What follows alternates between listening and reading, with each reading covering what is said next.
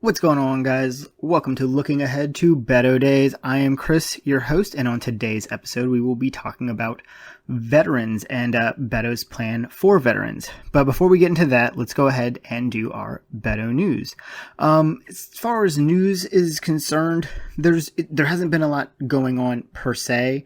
Beto did just put out another plan on trade, in dealing with Donald Trump's trade war. That will be on an upcoming episode. But as far as like big news, there hasn't been much. He's been traveling a lot. He's been hitting a lot of places. He's making sure he's meeting everybody.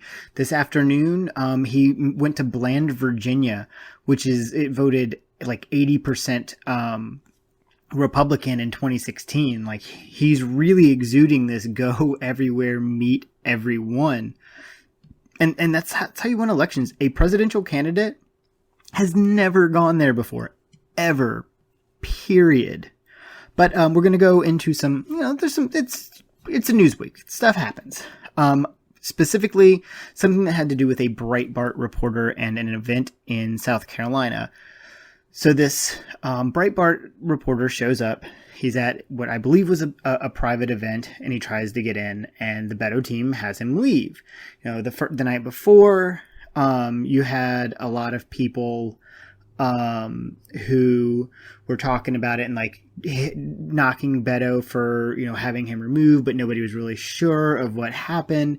And it came out that, the Beto campaign kicked him out because he works for Breitbart. Breitbart is pretty much just racist news. Like, it's not really news or journalism. And what you saw was a lot of journalist blue checks try to, on Twitter specifically, coming out and saying, hey, this isn't what you do, blah, blah, blah. And somebody made the point, all these same outlets stuck up for Fox News back in the day. Well, when Donald Trump started calling all of those guys fake news, Fox News hasn't spoken up about that at all. And this is kind of another one of those things. Like, why is Breitbart going to be why is that the hill you choose to die on? Really, Breitbart? I mean, they peddle alt-right facts all the time. It's hard to find anything they do factual. The guy was there to create a disruption, to be able to say something about it, to be able to smear Beto's campaign. And, nice try, pal. It just isn't going to work. And you think about who you work for. I already mentioned Beto going to Bland, Virginia. He's coming through Virginia on a 2-day tour. 2-day tour. 2 days. He's going to be in Virginia today. He's going to hit Virginia Tech. He's going to hit, like I said, he was in Bland, and then tomorrow he's going to hit Charlottesville and Fairfax. He's going to be doing a couple events here. Obviously, he's going to Tech because of the shooting that was there, and he's going to Charlottesville, obviously, because of the rally that was held there in 2017. It makes sense as part of his campaign to shine a light on the racism and white supremacy that is Donald Trump. Now, a lot of this stuff doesn't necessarily tie into our topic for the day, but to be honest, the veterans, as much as they get touted every 4 years, and then they're forgotten about until the next election. And veterans' rights are very important. And that's what the discussion is going to be about today. But before we do that, I'm going to go through Beto's plan. Beto's plan for veterans is extremely, extremely in-depth. It is 17 pages if you print it out. So I didn't, so you guys don't have to listen to me flip pages this time. I have it on my phone, and it'll make less noise. So you're welcome. I thought of all of y'all when I didn't print it out. True story. But before we get into that, I'm going to go ahead and I'm going to give you our Beto quote. We must be willing to pay any price and bear any burden to provide the full care, support, and resources to every single veteran who served every single one of us. Those of us who are unable to or unwilling to serve in the military owe a debt of gratitude to every veteran who serves in our stead, and not a single one of them should have to come home and worry about if they're going to eat, if they're going to be well, if they're going to be taken care of. We should be already taking care of them. And unfortunately, we're not. I live in an area that's close to Phoebus, Virginia, which you'll hear come up in the discussion quite often, where the Veterans Affairs building is down there, and it's surrounded by homeless vets. Because why? Because we haven't put something in place to make sure we take care of the people that defended us in the first place. Because other than that, I've got nothing. So we're going to dive right into Beto's plan. It's part of a four-part framework. Number one, end the wars in Iraq and Afghanistan and reinvest reinvest the savings in veterans. Invest in building a state-of-the-art Veterans Affairs healthcare system. 3, provide all veterans with equal treatment. 4, ensure veterans can succeed when they come home. And that is very key. We need to make sure we're setting up our veterans for success. Sometimes they come home with disabilities or something that they need help with, or they have a hard time adjusting. We need to make sure we have things in place that we're taking care of them, and that's not a worry they have to worry about. So part 1, ending forever wars and establishing a new Veterans Healthcare Trust Fund. Basically, he's going to bring a responsible end to the wars in Afghanistan and Iraq. Beto would propose that Congress invest $1 out of every $2 saved, estimated at nearly $2,000 billion, to vets, and at least $400 billion in total savings and programs that benefit those who served. That's where all of this money, what they're going to do with all of the money they save by, ending these wars. He's going to establish a new Veterans Healthcare Trust Fund. Beto would work with Congress to pass a law that creates a Veterans Healthcare Trust Fund for each war we fight. So at the start of any newly authorized war, a new trust fund will be established within the general fund of the Treasury for future veterans of that war. So when veterans come home, there's already a set of money that is prepared and there for them, so that we're ready to take care of them and put the necessary steps in place so that they come home and can adjust. The trust fund will support veterans' hospital care and medical services, disability compensation, and any other programs directly related to the care of veterans. Management of the trust fund would be subject to robust transparency, and accountability, including regular reporting to Congress. So he wants to deposit proceeds from a war tax into new VHCTE. Wow, I really butchered that one, guys. Sorry. VHCTFS. The war tax is really what got the most attention, because everybody hears the word tax and they're like, oh my God, I don't want to spend any money. But if you think about it, right? Anybody who makes over $200,000 gets has to pay $1,000 extra for each month. They don't have to go to war. Like, right? This money, it's not like it's going to nothing. It goes into a fund that takes care of the veterans that are fighting in their place, so they don't have to. You hear a lot of people say, you need to support the troops. You need to give the troops money. Make sure you do this. But when the time comes and you say it, you present a tax to them, they're like, oh, well, I didn't mean like that. It's got to be my choice. And sometimes I choose not to give to vets. And, to each their own, in my opinion. So this modest tax would be implemented on a progressive basis with taxpayers who make over $200,000 per year adjusted gross income paying $1,000 in a new tax for each war. The tax would be levied on households without current members of the armed forces or veterans of the armed forces. So those households who don't have members of the military in them would not have to, the households with members of the military or veterans would not have to pay this tax. They paid with their lives in some cases, and with their time and, their bodies and their minds. So they shouldn't have to. This really serves as a deterrent, honestly, because people don't want to have to pay a tax, even if they're millionaires. $1,000 tax, it bugs them just because of the idea of it being a tax. So people are going to be less willing to go to war for just any old reason if they have to come home and pay a tax, or they have to pay a tax in general. Part 2, invest in building a state-of-the-art Veterans Affairs healthcare system. Like I said before, the VA in Phoebus is surrounded by homeless vets. Like, this is a huge problem, and a lot of it starts with the healthcare. So they want to attract more talent to the VA. They want to provide new authority for VA leaders to make contingent offers to future medical providers to get them committed in the pipeline earlier. Spur new partnerships between the VA and top research universities to launch innovative residency programs housed at the VA, and fully fund and grow the education debt reduction program. He wants to make the VA a leader in the digital healthcare revolution. He wants to drive industry-wide standardization of electronic healthcare data using its market power to develop uniform rules of the road around how electronic data is structured, transferred, and displayed to clinicians no matter where veterans are receiving care. This is especially useful for physicians.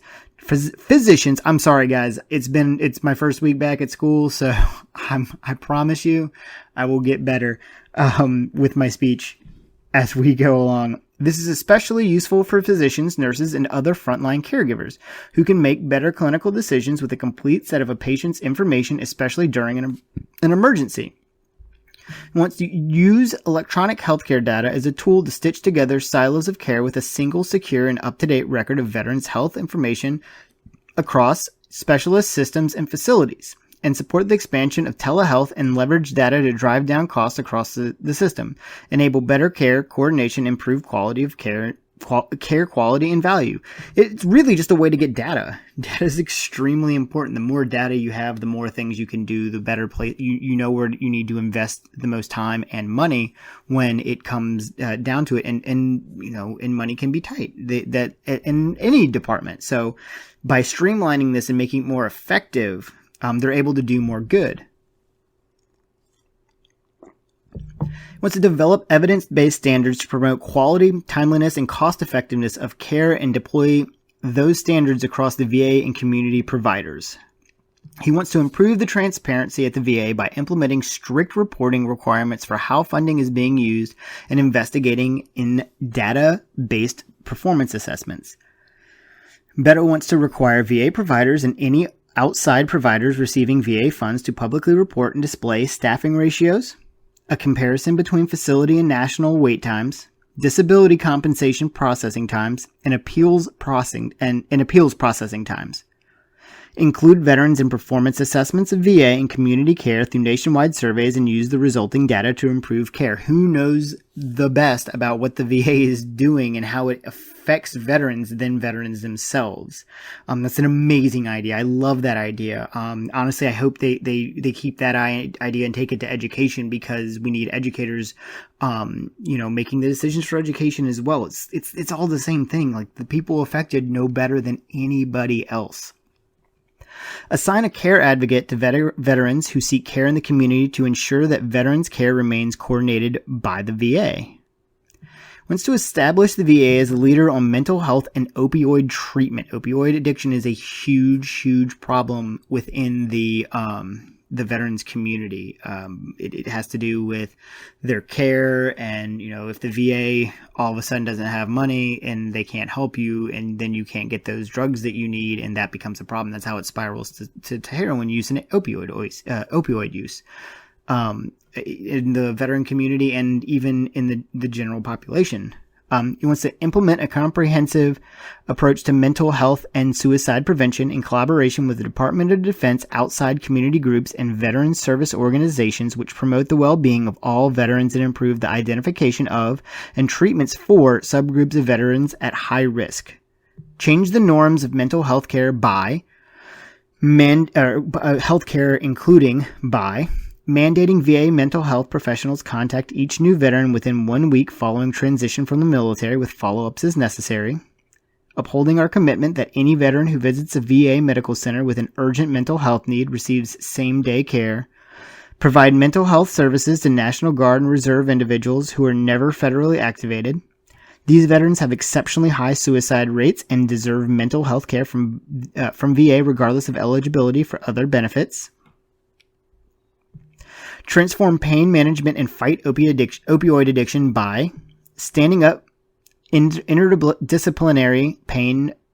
Yep, sorry, I butchered that word. Standing up interdisciplinary pain management teams at every VA medical center. VA is on the cutting edge of the opioid crisis, but needs additional infrastructure in place to ensure that every veteran with pain has a team looking holistically at their needs and pain management options.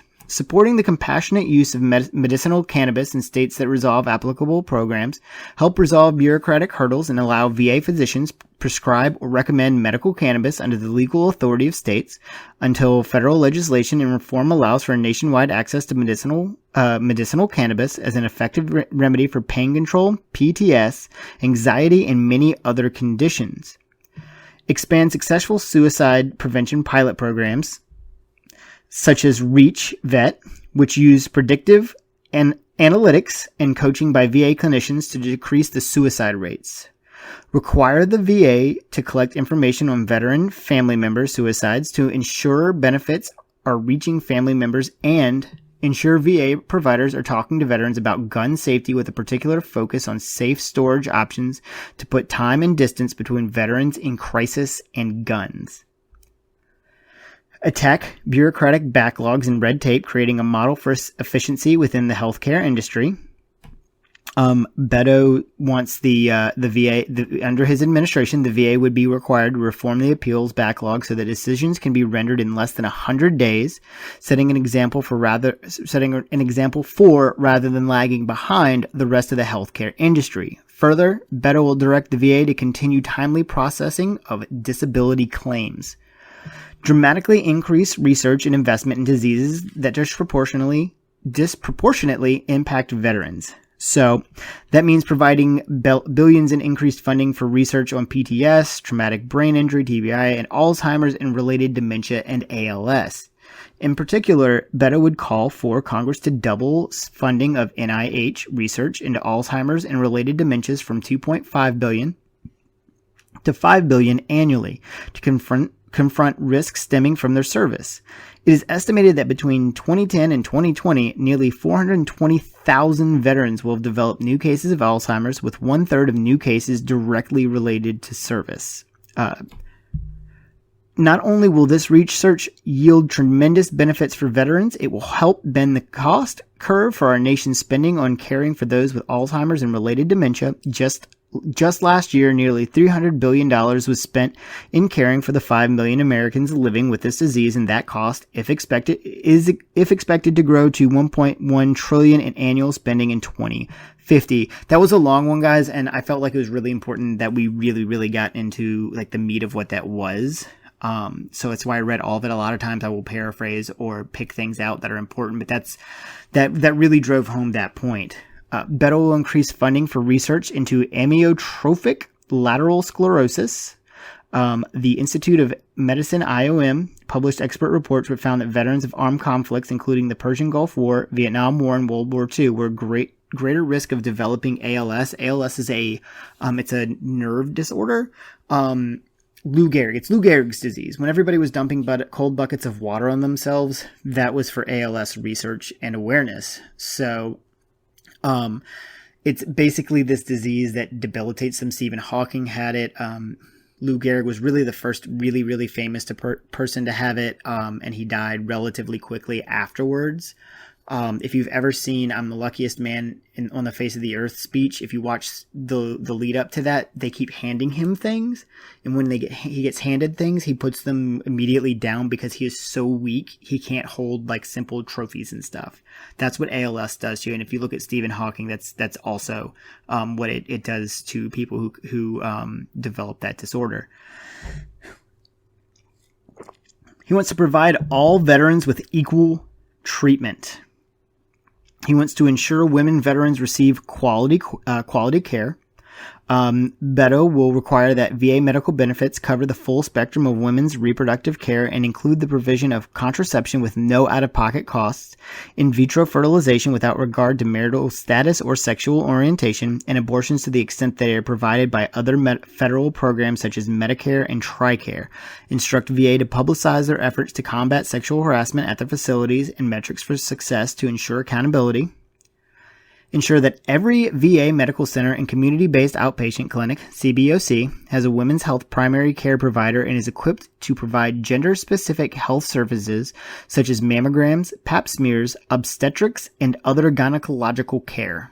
Hold VA facilities accountable for their performance for women veterans through mandatory public reporting. Service scores will specifically include this performance metric to ensure we are ending harassment and developing an inclusive environment across the entire VA system.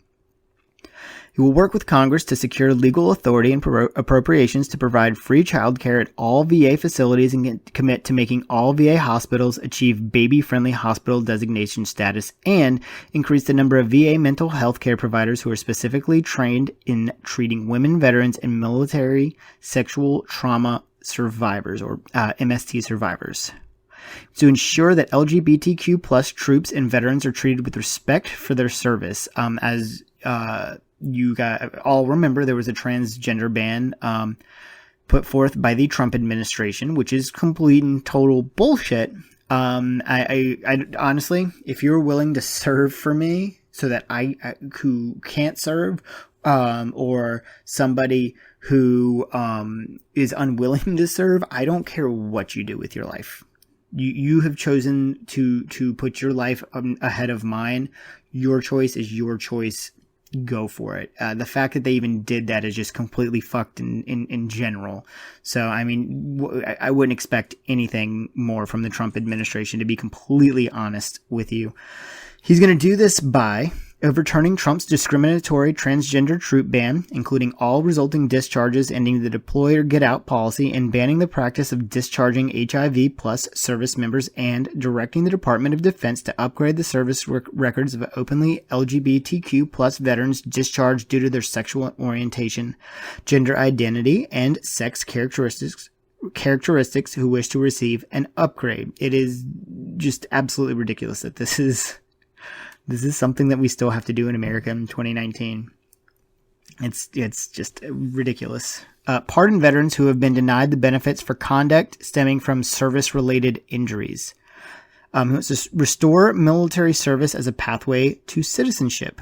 Beto will reverse Trump administration policies that have discouraged applicants and will ensure naturalization offices are open and active at basic training locations, and Beto will direct the Department of Defense to restart the military ascensions vital to the National Interest Program, a critical program that brings the valuable skills of non-citizens to the United States military, which lapsed at the end of FY17 or fiscal year 17, and will allow veterans who have honorably served their country yet have faced deportation to return to the United States and be granted the benefits of citizenship.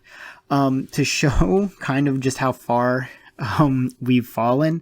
And this ties right into this. The Trump administration is thinking about making it, not making babies automatically citizens that are born to service members overseas. So if a baby is born overseas, there's no guarantee that they'll have American citizenship. And that is just a slap in the face to veterans.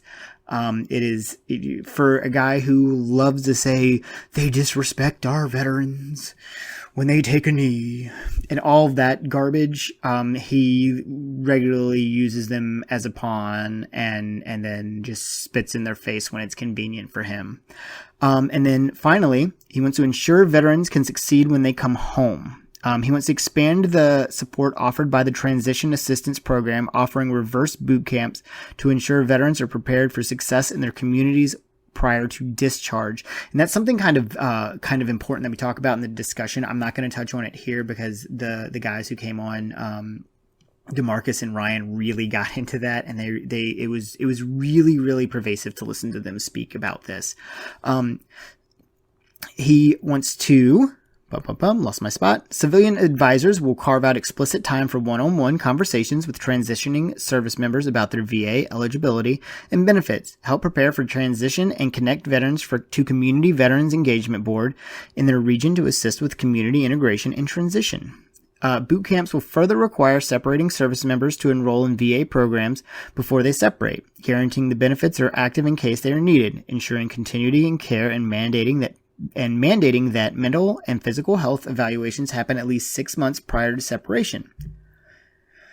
If treatment is necessary, Beto will require a future veteran gets assigned to a provider where they will live and talks to that provider a month before leaving the military. When a veteran's location is known, the VA will assist with their connection to a clinical case manager in the nearest VA facility. He wants to expand support for members of service members because, we talk about veterans, but we don't talk about their families, and their families are just as important because it's almost like they serve too, because they have to pack up their lives and move around at the drop of a hat. Beto will ensure families are aware of the support benefits available to them and instruct the VA to expand services so that family members who sacrifice alongside their service member get the support they need.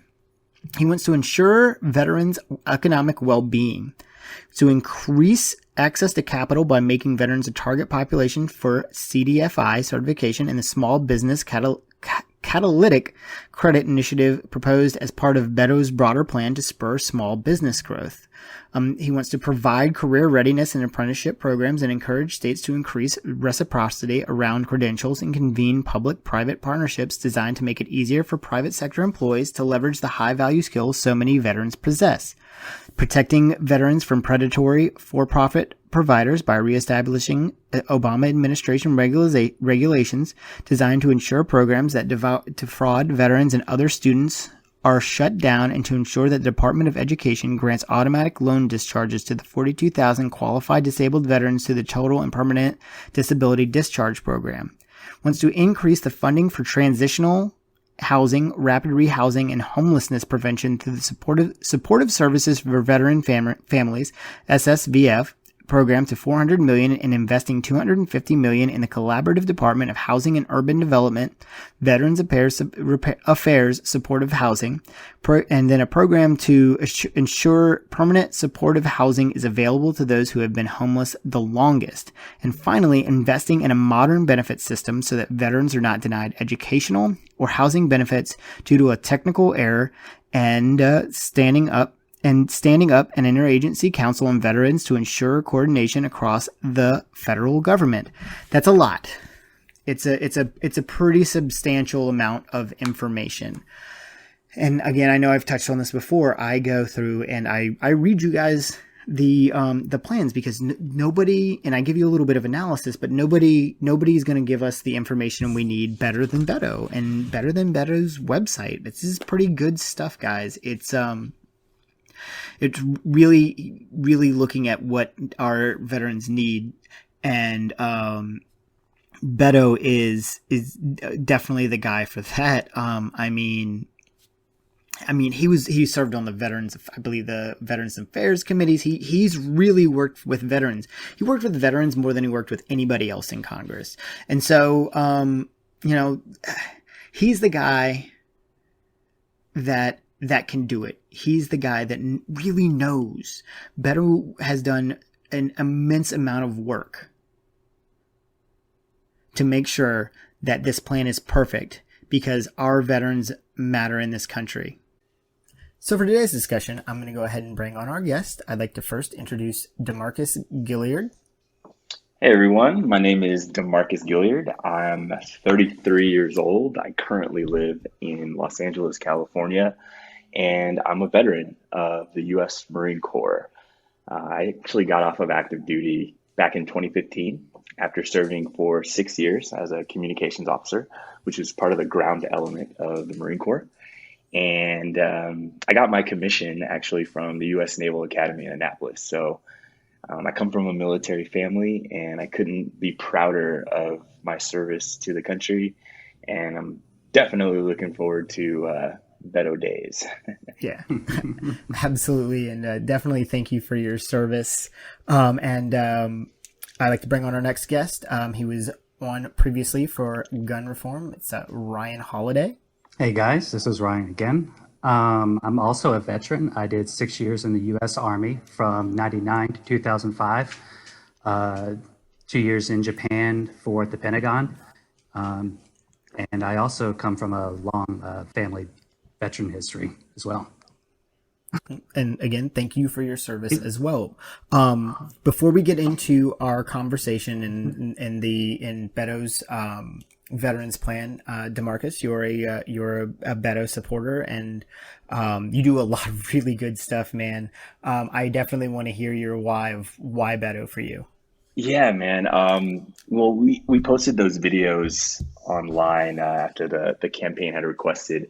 I just spoke from the heart, but the reality is 2016 was a wake up call for so many of us, me included. Even as a veteran, I really was kind of walking through passively, thinking that the democracy was just going to uphold itself and that other people were going to do the right thing and that, the good guys win. But I quickly realized after 2016 that I was complicit in not participating in democracy like I should.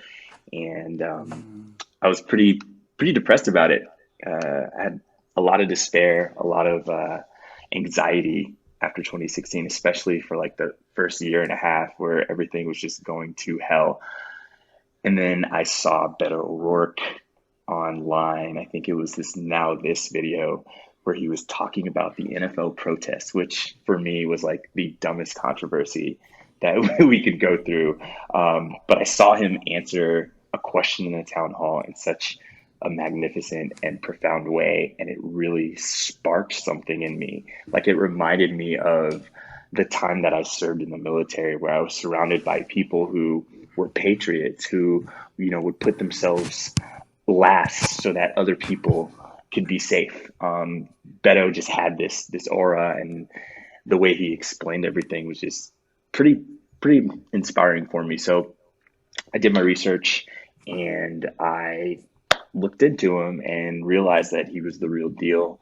And I knew that I wanted to support whatever he did because he set such a good example. And so, yeah, I continued after the Senate campaign in 2018 to throw my full support behind Beto. I was sad that he lost to Ted Cruz, but super happy and like desperately hoping that he would actually run for president. And when he did, I knew I was 100% in. The Now This video, like, that's one big thing that I have I've seen that everybody says is that's where I was introduced to him, because that was such a big video. It came out in July 2018, and like people are still talking about it. It was profound. And let me just say this: I'm a person of color. I'm a black man, and a lot of times it's hard to talk about race around the majority in this country. And having someone like Beto, who is sort of the epitome of privilege, and he acknowledges this. The fact that he acknowledges it is really profound. And to see someone who is in a position of power, who owns and acknowledges that, hey, I don't have the same experiences as people of color, but I understand exactly why they're protesting. I understand exactly what they're fighting for. That hit home for me and a lot of people. So I want to throw that out there. It wasn't just the fact that he was speaking eloquently. He was dropping facts, but he really, as a white man in power, used his privilege for the good of everyone. And that's someone that I feel like I can throw my full support behind. Yeah, I can completely agree with that. It's definitely he has a unique position on a lot of stuff, and as a teacher, I teach in a predominantly African American school, so I see a lot of the struggle that these students have, and I don't have that. I don't understand that. It's completely different from the world that I live in, and he shows something that we really need, and that's empathy. And that's something that you really, I have to deal with it every day as a teacher. I'm open with my students. I tell them who I am. They know who I am, where I came from, and I know where they came from. And that's how we're able to help each other learn. And that's what's so pervasive about Beto is he's guiding the conversation and helping us all learn in the long run. Absolutely. It's wonderful to see, and like his whole attitude with the campaign of I don't care if I don't think he cares if he wins or not. He's just going to do everything he can. He's going to fight tooth and nail to get to a position where the people who have done this country wrong are held accountable, and I can get down with that. Absolutely. we're gonna get into the plan now. Ryan, I'm gonna let you go first. What did you think about the plan as a whole? I know it's super long, it's super in depth. I mean, it's like 17 pages if you print it out. What is your perspective on it? So a couple of different things struck me. The first one was, I mean, first off, it's big. It's very detailed. It covers a lot of different issues. I think we kind of talked about this last time. A lot of these issues, there's multiple different things that intersect in some of these plans, and this is definitely one of those where we're talking about a lot of different intersecting issues coming together that he really puts out there, and also really visionary. I mean, there were some aspects of this plan that really just struck me as truly visionary, which I think we can talk about later. But just on a whole, just the breadth and the vision of it is just really impressive to me. Yeah, it's super detailed. I mean, he really breaks stuff down. There's some stuff in here that we're gonna get into that I didn't think about. Like they never crossed my mind. And I'm gonna let DeMarcus go ahead. Tell us what did you think? Yeah, I really appreciated the level of detail. And the one thing that I always look for when I'm looking at policy is what is the premise? What is the underlying premise here? And to me, Beto's consistent message throughout his campaign, whether it was in the Senate or now running for president, was accountability and getting off of the sidelines to participate in democracy. In this plan, you can see that notion weaved in. Our democracy is of, for, and by the people. And this plan puts it on the American people to have an active participation in how we not only treat our veterans and the people who sacrifice to, uphold our democracy, but also how we decide as people what we accept as far as going to war, as far as what we're going to allow. He hit us with that war tax, which we'll get into. He hit us with, all these different points where it's on us to make a decision on how we progress forward as far as getting into wars, getting out of wars, and treating those who actually go serve in those wars. Yeah, and that's really important. We're actually going to tackle this war tax in just a second. But I think one of the most important things and the biggest parts of who Beto is as a person is his ability to seek out the people that he is creating policy for. So as veterans, you guys get touted all the time by everybody. I'm here for the veterans. The Republicans are really, really good at it. Mm-hmm. They will, line you guys up, but while taking from your pockets and all sorts of stuff. We have a VA down here in Phoebus, and the amount of homeless veterans that are around there is just astounding. Living in their vans in parking lots.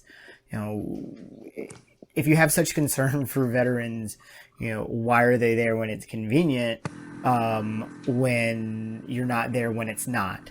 So, as veterans, how do you guys feel about, Beto using actual people, like listening to you guys about what you want and what you need? Like, how do you guys feel about that? You guys can, when you guys can jump in, just jump in. Yeah. So for me, and after I found out who Beto was, I started doing more research, and I saw that he's been pretty consistent about taking care of veterans. And I thought that was a standout. So it's very authentic. And the reason I think it's important and it resonates with me personally is just I've seen sort of the nuanced, detailed conversations he's had with people. He had, even talked one fellow Marine of mine out of committing suicide. I think Beto just has a genuine connection to what's really important. And oftentimes I do feel like the Republicans and maybe even some Democrats use veterans as like pawns. People like to thank us for our service, but man, just a quick note. I saw when this veterans plan was released and the words war tax was mentioned, man, people were going up in arms without even reading and understanding really what it was. And They it went just, ape shit, man. yeah, Yeah. it was super hypocritical because it's like, well, all day we talk about how we need to thank our veterans, and this is a plan that can actually do that, and help them out. But people are just so opposed to like taxes and all this other stuff. So anyway, yeah, I think that Beto shows an authenticity when he's talking to any group of people that I think other people should learn a lesson from. Absolutely. What about you, Ryan? Yeah, I mean, it's one of the reasons why it attracted me to Beto in the first place. I mean, the Veterans Plan and a lot of his plans, you know, they come from a place of experience, and that he doesn't necessarily he knows he necessarily be in everybody's shoes, but he can go out there and talk to them, and he echoes their stories, and he echoes their what they're saying. And kind of going back to what you said about empathy, just having a politician who can legitimately empathize and internalize that, and carry that with them. He carries this. You see these stories that DeMarcus is talking about. He carries those stories with him when he's on the campaign trail. And that's something that always struck me, is that, to him, a lot of this stuff is very personal. Absolutely. I know he worked on the I think it was the Armed Forces Committee. Like his track record is it's pristine. You can't say the man hasn't worked for veterans' rights. And to that point, I believe it was as DeMarcus who said that Democrats use use veterans just the same, and that's 100% true. Like nobody's innocent of not doing that. It happens all the time, and you can see it by the homeless rate. And like I said, I'm not in any way, shape, or form in that community, but I see what I see from the outside, and it's absolutely heartbreaking. Like drive through Phoebus, Virginia, down in Hampton, down near Fort Monroe, pretty much where America began. Like we talk about Jamestown, but Point Comfort was like that. John Smith set up a fort there, and down the street from like one of this first places here, we have veterans living on the street in a van. Yeah. And it's getting so bad that cities are kind of having to step in where the federal government is failing in some cases. I know Houston just had a recent a big push in order to get homeless people get veterans homeless people off the streets and into shelters. And they had mixed success because unfortunately people are homeless for a lot of reasons, not just because, the veteran status. So it has mixed. It's a more complicated issue than just saying, oh, there's homeless vets, so therefore and that's really kind of the problem, where when you start talking about these homeless vets, people start using that excuse. Well, you can't do something because there's homeless vets out there. Well, no, you can, and we need to start doing stuff. And treating this problem is one of the big problems we have to address. Oh, absolutely. I 100% agree with you, man. Like we're the richest country in the world. We have the ability to.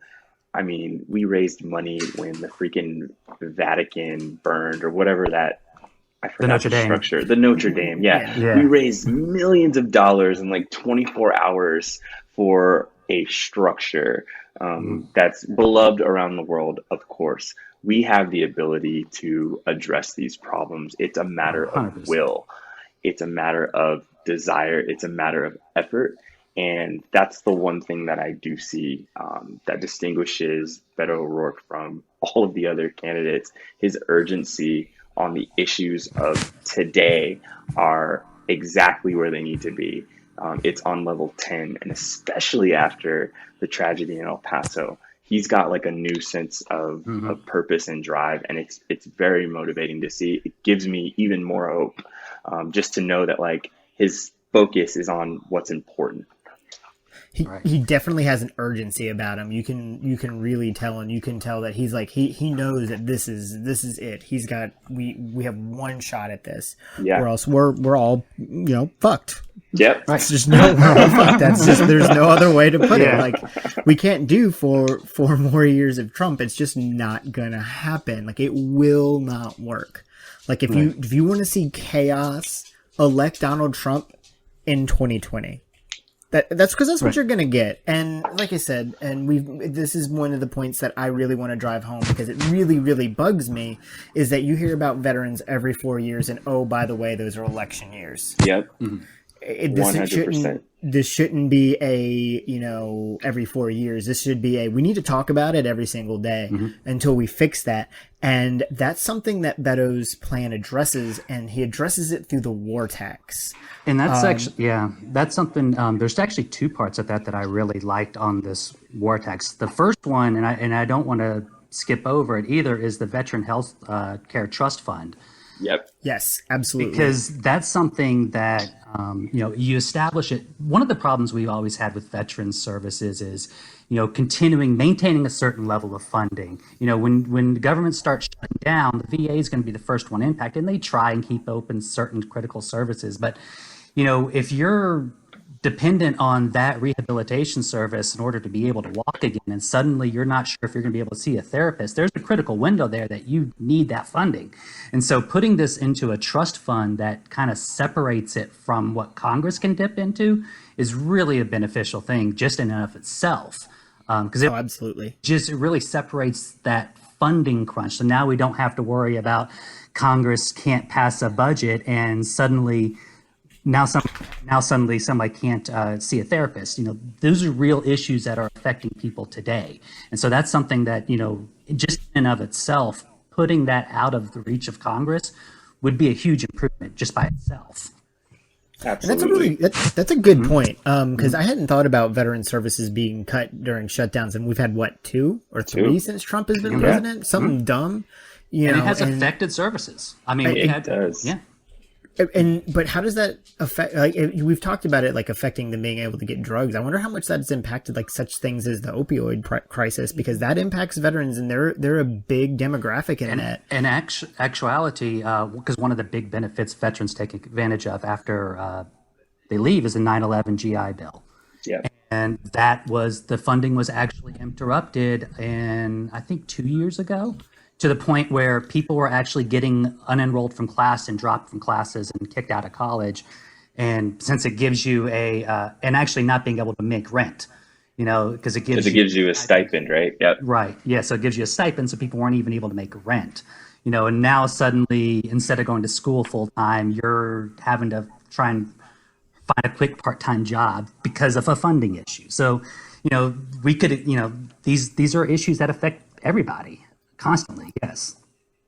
And that's, you see a lot of people join the military because there is that benefit of going to college. Then all of a sudden, you can't use that benefit, and that could deter people from going. That could cause more problems. The stuff that's going on here has far-reaching consequences. But this war tax, basically, I think pay $1,000 if you make over $200,000 a year, you pay $1,000 in a new tax for each war, which is brilliant. It's a deterrent, right? It's absolutely a deterrent because, obviously all of us pay taxes. That's just a part of being in society. But with this modest tax, you make over $200,000 per year, you pay $1,000 in a new tax for each new war. If you don't want to pay more taxes, then you got to say something. You got to vote the politicians out who are pushing the wars. You got to talk to your local representation to push that. So I think it's brilliant. And if you really care about veterans and you really care about thank you for your service, this is nothing. $1,000, you make over $200,000 per year. Give me a break. Yeah. For sure. And as any politician, who's going to say no to giving veterans paying that $1,000 a month to take care of our veterans after the fact? And here's one of the big ways that it's a deterrent as well. A lot of these big companies, I'm sure, are going to get caught up in having to pay this $1,000 a year, and these CEOs and all those big shots, and those guys aren't going to want to pay $1,000 a year when this country goes to war. Industry makes money. During World War II, we made nothing but war stuff. It was just I think the Jeep was invented. Ford or whomever started making Jeeps. Like they switched up everything. So that is a deterrent in a completely different way as well. It's hitting pockets all around, but at the same time, if we have to do it, we're able to take care of the people when they come back. Right. So And we only have to look at recent history of this where it would have actually been beneficial. I mean, let's be frank, George Bush would not have gone to Iraq, invaded Iraq, if he had to raise taxes. That was a big problem with his presidency was, he went to Iraq and he basically an unpaid for a war. We ended up with a huge deficit at the end. Well, he may not have gone to war if suddenly, the polls show he would have lost support because of this tax. These are real deterrents that politicians are going to be thinking about. I mean, it's not even the CEOs, but the politicians are going to be looking at these polls and, this is what will prevent the next George Bush or Donald Trump from declaring war. I think any barrier we could put in the way of declaring war, we have to pursue. I mean, why would we not? War is an industry.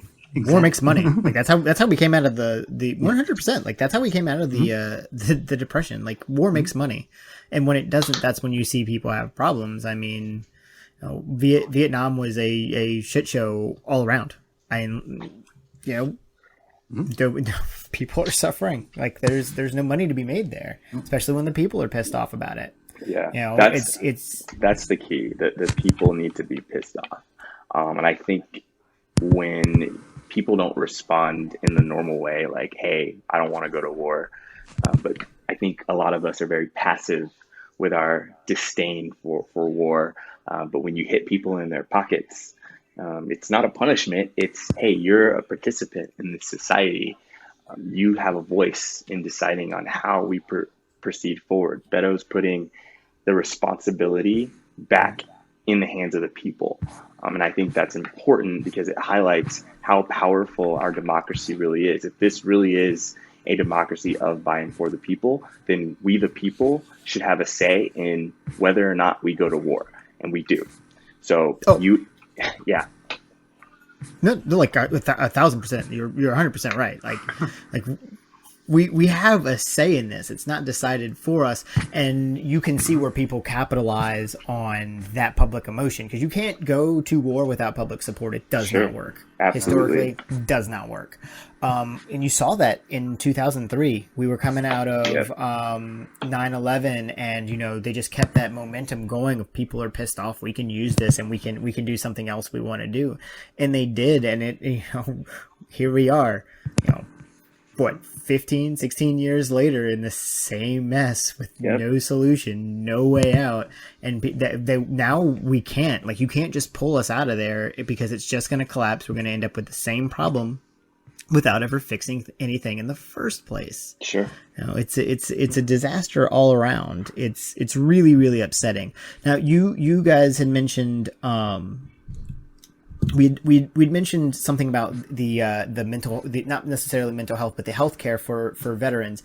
But mental health is also something that is super, super important in pertaining to veterans. And the terms PTSD or post traumatic stress disorder has really come into our language in the last 10 years, but they've called it's the same thing from other wars. They called it shell shock in Vietnam. So this is a persistent problem. Mm-hmm. How do you guys think his plan addressed that issue? I mean, how he's going to help fix it? And go ahead, DeMarcus. I'll let you go first.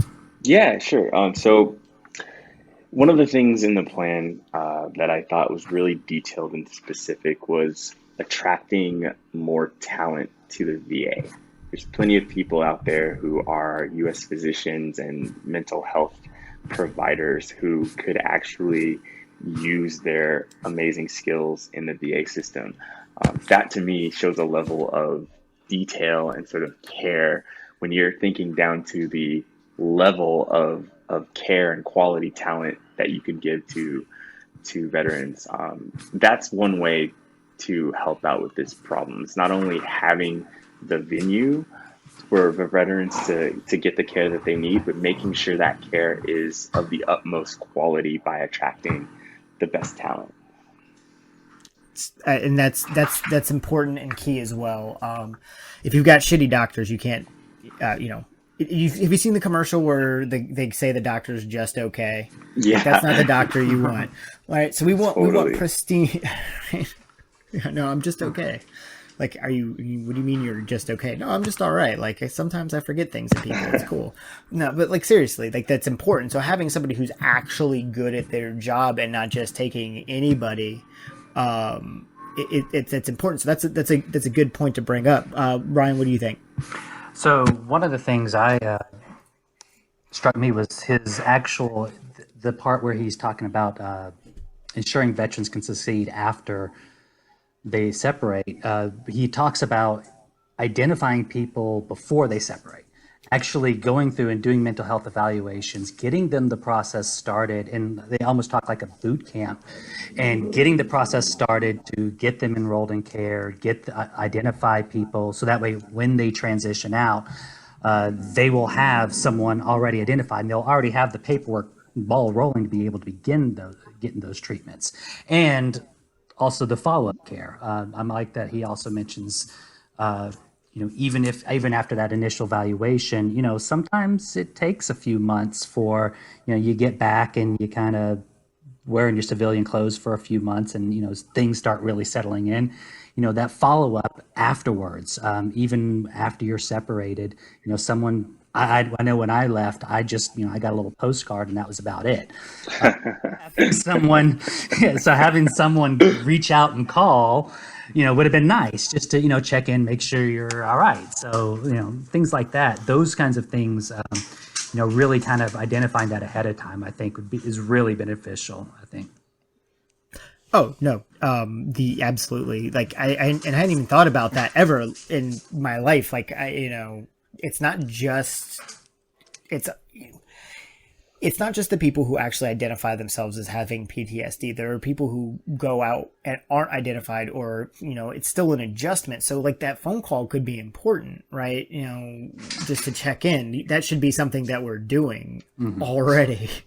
Absolutely. It astounds me in all of these policies that he's done, because I learned a lot when I did the LGBTQ plus episode, and it blows my mind every single time that this isn't stuff that exists already. Like, it's a phone call. It's really is. That is one of the big challenges. That's one of the things I really like about one of the things I really appreciate about his plan. Transitioning out of we talk a lot about, wounded vets and the healthcare stuff and the homeless vets. And these are some big, glaring, obvious problems that the system has just failed us and we need to fix.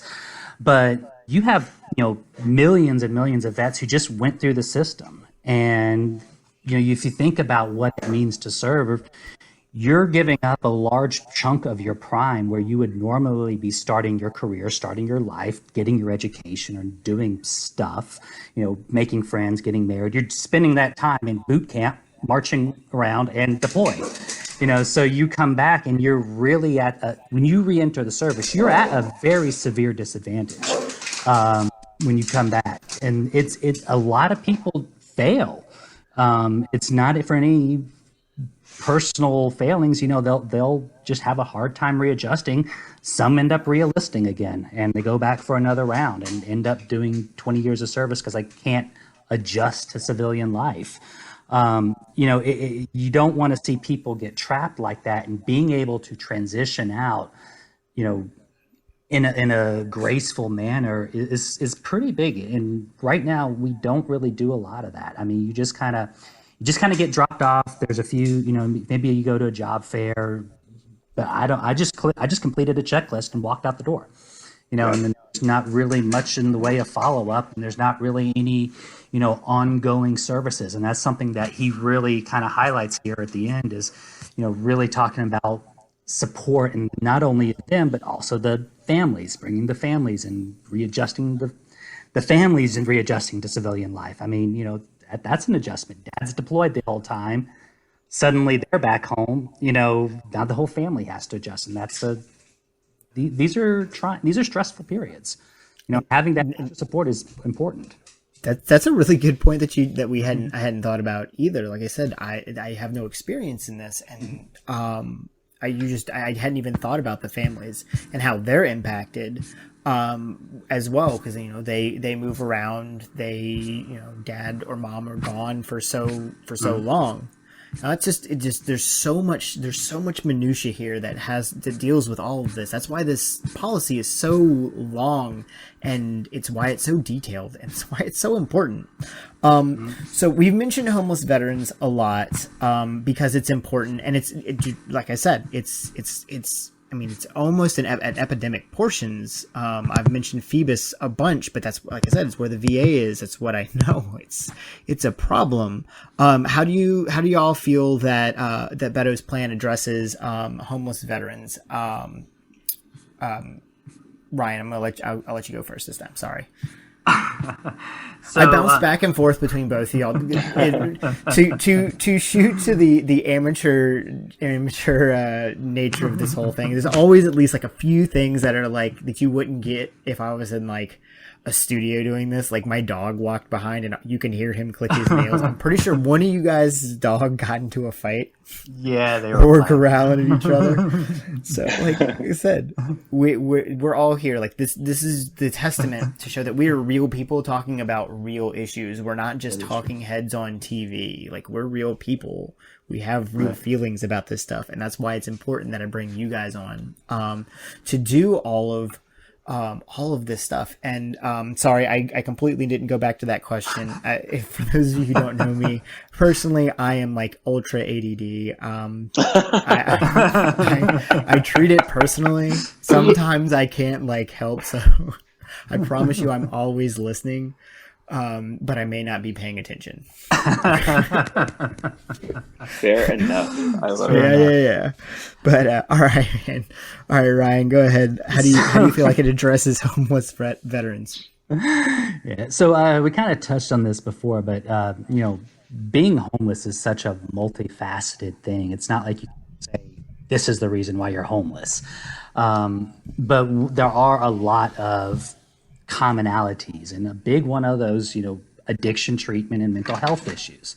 And I mean, he calls this out very specifically, how he wants to improve and fight the opioid epidemic, fight the reason why people start down this path in the first place, by, addressing pain management up front so they don't go down the path of opioids and become addicted. How, again, with the PTSD and getting mental health professionals and getting people access to care, identifying those with care, helping get some of that bureaucracy out of the way, things like that, making it. That's the one thing about the VA is there are a lot of services available and there's a lot of things you can do, but there's so much bureaucracy that sometimes just fighting the system makes it not worth it. You hear so many stories of veterans just falling out of the system because they don't want to fight the bureaucracy. Yeah. So just being able to pull that, get an advocate, a patient advocate who can fight that bureaucracy for them, clean up the bureaucracy, that kind of stuff. That alone, keeping people in the system is a big part of keeping people off the streets like this. Yeah, that's awesome. Yeah. You can go ahead, Marcus. Oh, great. Yeah. So, the plan lays out to some investing, right? So he talks about the supportive services for veteran families program, which he wants to increase the funding to $400 million and invest $250 million in collaborative Department of Housing and Urban Development. And that kind of supports transitional housing programs and support housing available to people who are homeless or could be in danger of becoming homeless. So this focus on the transition and those who are already veterans is such an important thing. I'll just share an example. Like when you're in the military, like everything's taken care of for you, and it should be because you are putting your life on the line, doing a job, and you don't need to be distracted by sort of the normal daily goings on of life, like healthcare and all these things. The military takes very good care of its active duty service members. When you move, they take care of your move. When you move to a higher cost of living location, they pay you a little bit of more money so that you can, pay your rent. All that's well and good. The problem is when you leave, and a lot of people, that transitional period, don't have the skills or don't have the resources to effectively transition from a system where you're taken care of completely to a system where you're completely on your own. That's why people, I think, fall into this homelessness, because when you're in the military, they feed you, they clothe you, they house you. You don't have to worry about it.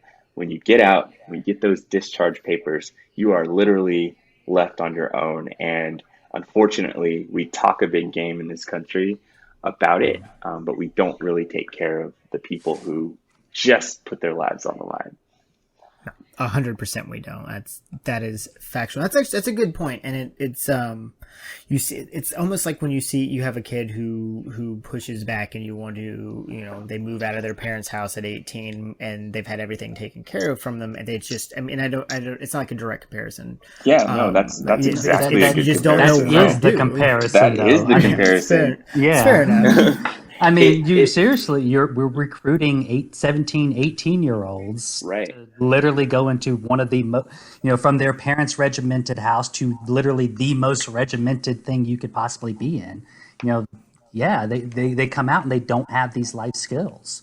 They don't have the life skills. It's very sort of a wake up call, right? Even me. So I was an officer.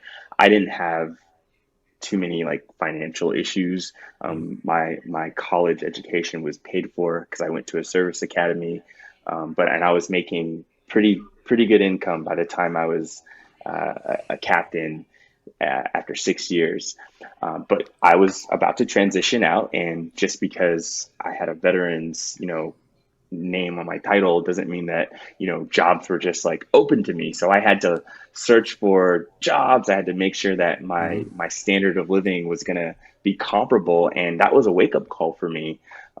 So I can imagine, and I know this to be the case because I've seen it, veterans who don't have my background, who don't have an education, who don't have the necessary skills, they go from getting paid on the 1st and the 15th, with everything taken care of, with medical pretty much free, like you just walk to medical if you need to go, to the civilian sector where now you got to get a job. There is no extra money for rent, tax free, and you got to pay for medical insurance. Yeah. I mean, it's no wonder veterans are homeless. Yeah, the reason I went to the recruiter in the first place was because my roommate was re-enlisting. He was, he was a artillery spotter, got out with, nothing, and, was working a waiter job, got tired of that, and was re-enlisting. And so I just down with him, and I ended up enlisting myself. Man, I'll tell you this. Man. I got out, and for a little bit there, I took a little bit of a pay cut, and 2 years after getting out, I seriously contemplated going my happy ass back to the Marine Corps because I was like, this is hard. And I have a degree, I have the skills, but man, this is hard. I was not ready for this life. So I completely understand. Some of us are a little bit more fortunate. Yeah, I was definitely a little bit on the more fortunate side, but yeah, I definitely saw a lot with a lot of people I knew going back. Yeah. That problem, just that adjustment is tough. I mean, I got out and I ended up going to be a Beltway bandit, and so I was in the Pentagon, and then when I got out, it's war going on, and so I put my security clearance and started working for Lockheed Martin and Northrop Grumman, big companies like that. But just adjusting to how to behave in a meeting, how to behave in just basic civilian life and how to dress yourself. I mean, I had that issue where I just, I didn't have a professional wardrobe that I had to now go out and purchase and figure out how to wear, just all those things, just those factors. Yeah. You don't think about it. Also, a huge hit to the pocket, right? Like if you're Exactly. a military service member, you have uniforms. So by the time you get out and you need to be in the professional world, you may not have enough money to like buy a suit. Yeah. All these things, like, I mean, people don't think about, it's very difficult to transition out of the military. So I'm super glad that, a plan like this really exists. If for anything, it makes people think about all the layers and details that are necessary to really truly thank people for their service. Because let's face it, less than 1% of the population at any given point is on active duty. I think that's a daunting number. You can fact check me. I believe it's 1%. But 1% of the population is on active duty. That's a fraction of a fraction of a fraction of our total population protecting us every day. The least we can do is ensure that when they come home and when they get out and when they served honorably, they can freaking live as a free citizen without having to worry because they put everything on the line. And I don't think that's like a moral calling, right? Like beyond like, the money aspect of it, like morally speaking, we talk such a big game about respecting the troops and honoring the flag and all this stuff. Like, let's put our money where our mouth is. These people are literally giving up everything. The least we can do morally is to make sure that not one of them who gets an honorable discharge and who put their lives on the line, not one of them should ever have to worry about homelessness, So that's my soapbox, guys. Like I get fired up about this stuff. I feel you, man. Like just sitting in here again as somebody looking from the outside in.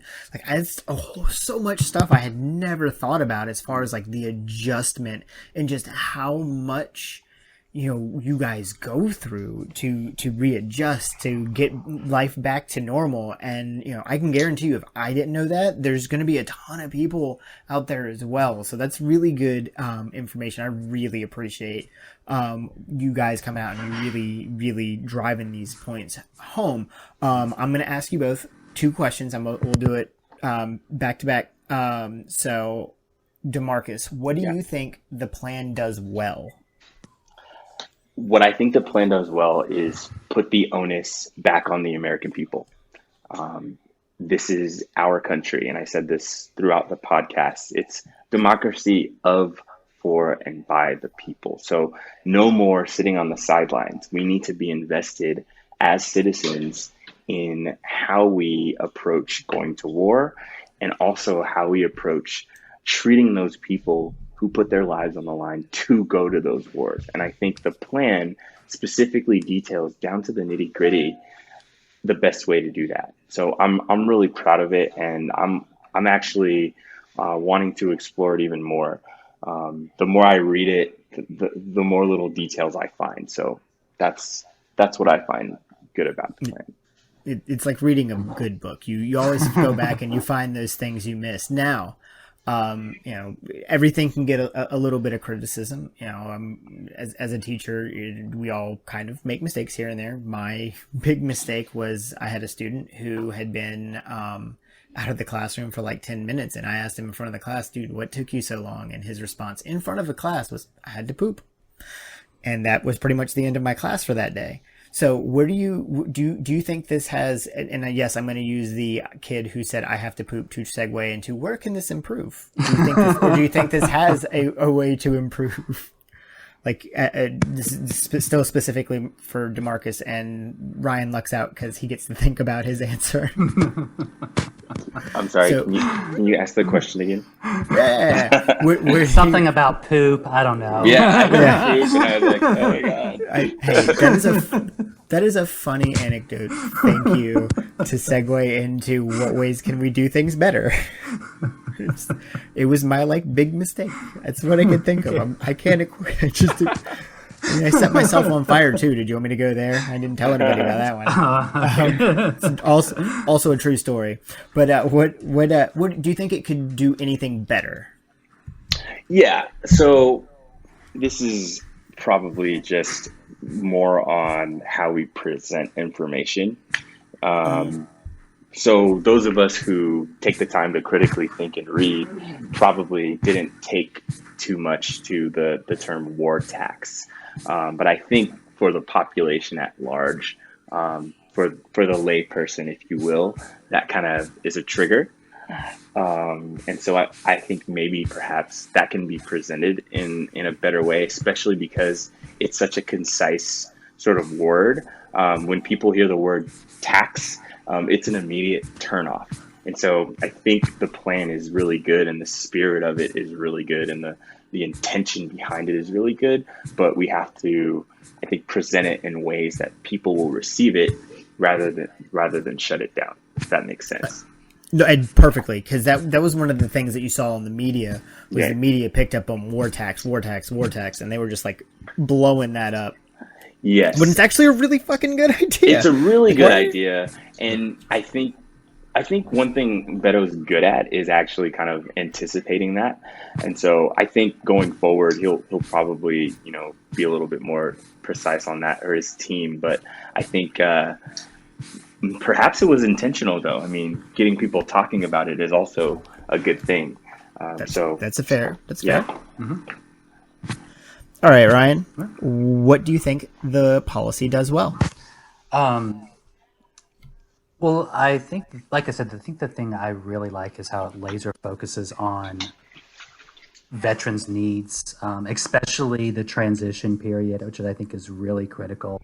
Because that to me is something that really stood out more than a lot of other plans I've seen. Because a lot of other people talk about homelessness, mental health, healthcare, the healthcare system and wounded vets. Those are the fancy things to talk about. But he goes in places where it's not fancy and talks about things that need to be talked about. And that's one thing I really like, that it really, he goes there. He really addresses everything that needs to be addressed. Very good. And where do you think it could improve? Well, obviously, I'll echo, I think, what DeMarcus said about the war tax. I do think there is a benefit to pulling the Band-Aid, because the GOP is going to say, yeah, it's a war tax anyway. So sometimes it's good to get out in front of it. But there maybe have been other ways to present it better. I don't know. The only other thing I could think of policy-wise, I really do like this idea of putting a lot of veterans care into trust funds. I'd like to see him expand that to other programs, specifically thinking about the 9/11 GI Bill, because I know that's something that could be very disruptive for people who are in the process of transitioning. So things like that, I think maybe there are some areas where they could expand on, probably. Okay. So, like I said, this whole war tax and expanding on all of it, it's all stuff. I think a lot of this ends up getting done on purpose, because then it can expand on it on the road when people ask him. And like DeMarcus said, just getting people talking about it is good. The whole conversation around all of that, it's there's no such thing as bad press. It's just a thing. I guess it's an arguable point. There was probably some press you don't really want. I get what you mean. I hate to be Harvey Weinstein when he trended #1 at Twitter. Jesus. All right, so there is bad press. There's no such thing as bad GOP press for Beto. That is factual. That is 100% true. Yeah, God. But first and foremost, I really want to thank you guys, 1, for your service, 2, for coming on the show.